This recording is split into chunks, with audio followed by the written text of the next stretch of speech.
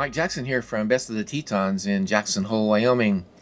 Hey, today I'm going to show you how to use some of the special tools that are in Adobe Lightroom CC, and they have to do with trying to straighten images. It's not necessarily trying to get things level as much as when they're shot a little bit off angle and they're not exactly square. They have a lot of lines that are vertical or horizontal, and you can definitely tell that they're off when you see the photos. So these tools are pretty easy to use.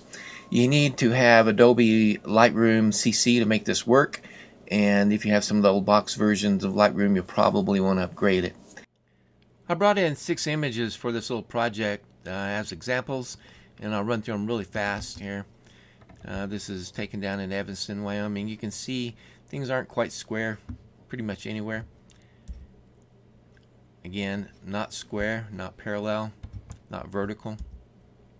This was shot with a 14 to 24 lens, aiming up a little bit, so I got this converging lines effect that you get with those kind of lenses. A lot of times for websites, you want to get things square, you know, they just look better. And this would be fairly simple to do. You'll know how to do it when this tutorial's over. You can see this one has a little bit of taper to it. And you might like it just like it is, but it's also possible to square the thing up. Another good time to use this is if you're doing reflections. You can be a little bit off to the side, shoot the shot, and then square things back up without being in the picture itself. Good example though. I have this image opened up. It's a boxcar from a railroad station down in Evanston, Wyoming. You can see that it's, you know, fairly good, but there's some problems. There's some angles here that's not parallel. That's pretty good, but a little bit off. This is definitely off. That's not too bad. I can straighten this up with just a few commands here. I'm going to go directly down to, you know, normally in basic, and I would go down to transform. That's where these tools are.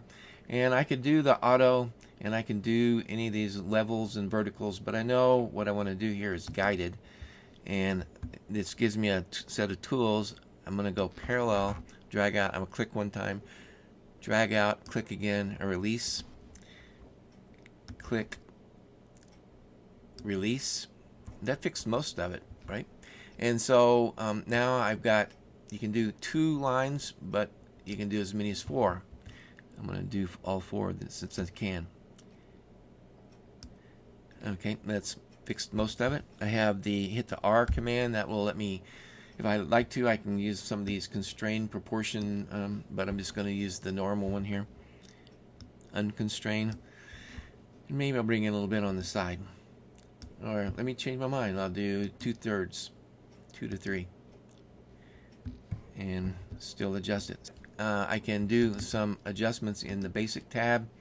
Again, you know, grab no trusty dehaze. I can bring up the texture since it's a grungy image. I can bring up some texture and clarity. If it's too dark or too bright, you know, I can adjust those. Highlights down.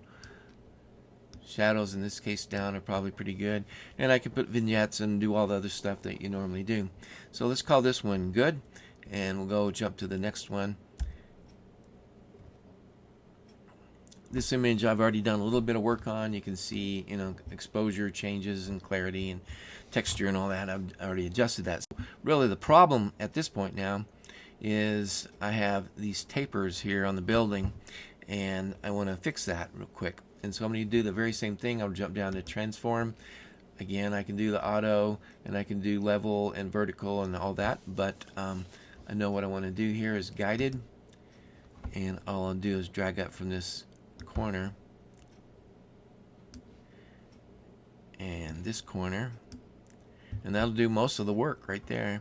All I'd really need to do is crop at this point, but if you see this house and you know this house, yeah, you can see that this thing got squished a little bit, and so I can fix that right here in the same panel. Go to aspect and drag it out, and that makes it look a lot more like their actual building does. I hit R for crop, and I can drag this in. I'm just going to eyeball these. Of course, you can do a lot of stuff in Photoshop and even some things here in Lightroom if you wanted to fix these little dots and so forth. I would usually do those in Photoshop, but it's easy to do these here too. I would just use the spot removal tool go in there and work on it.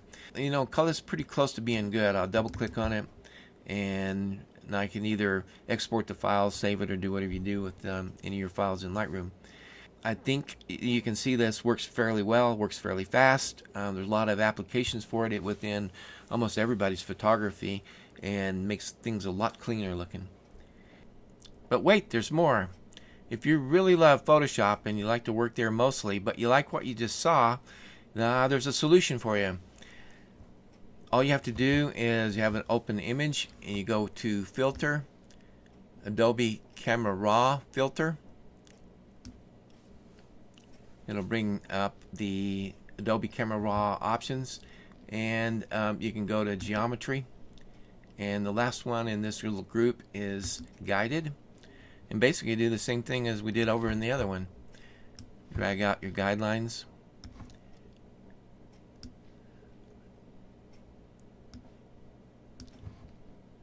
and there you go. And all you have to do now is say OK, and there's your image back in Photoshop ready to go. You know, don't disregard the option if you like what you see over there. It actually, I think, maybe works better than perspective crop and quicker in Photoshop. Well, that was easy enough, wasn't it? I think you're going to find a lot of tools and a lot of features in Adobe Lightroom CC that makes you want to switch. This is just one of them. You might notice also that there were several options within the transform dialog box. I just used a couple of them.